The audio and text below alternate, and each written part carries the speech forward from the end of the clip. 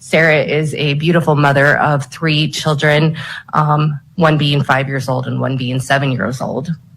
Her 5-year-old son is a level 3 autistic little boy who is one of the most caring and fun-loving kids. Sarah, who also struggles with running, hitting his head on things, and just escaping from his car seat, just all the things that you wouldn't want your small child to do.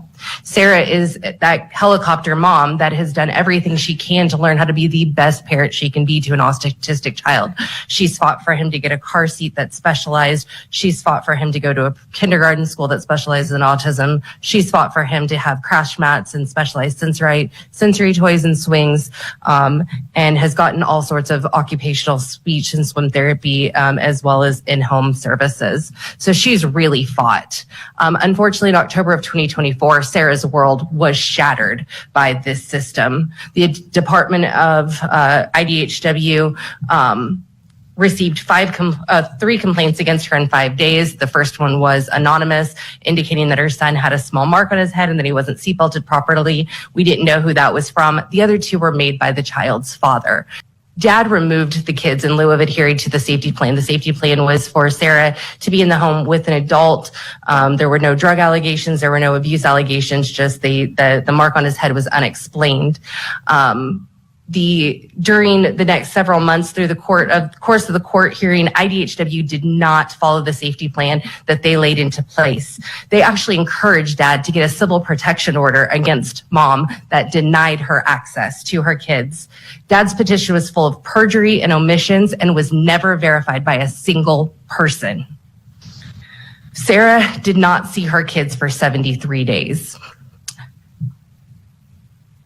The delays in these denials continued throughout the course of 2024. Her first hearing was November 13th, 2 weeks after the kids were removed. It was December 31st. IDHW closed their case, and they had not followed any of the rules for attempting visitation or reunification with Sarah or her kids.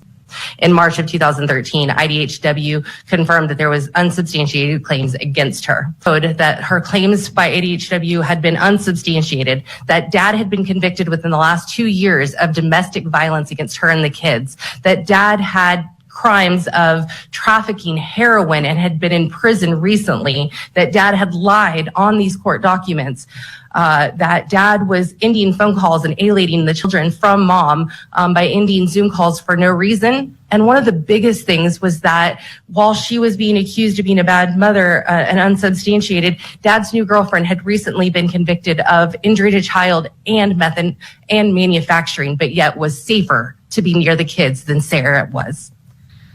Sarah did not see her kids for 184 days. Not a phone call, not a Zoom call, not an in-person, not a holiday.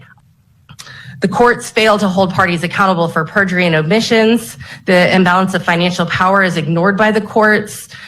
The courts fail to ensure due process in unanswered motions and denied motions without merit. And the department, CPS, has failed to follow their own policies and safety plans.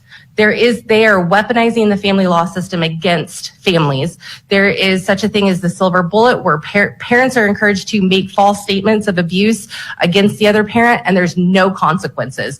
In Sarah's case, IDHW, Child Services, and law enforcement had been called at least 8 times from October 2024 to the present. She's had at least 5 protection orders filed against her and just numerous interactions with law enforcement.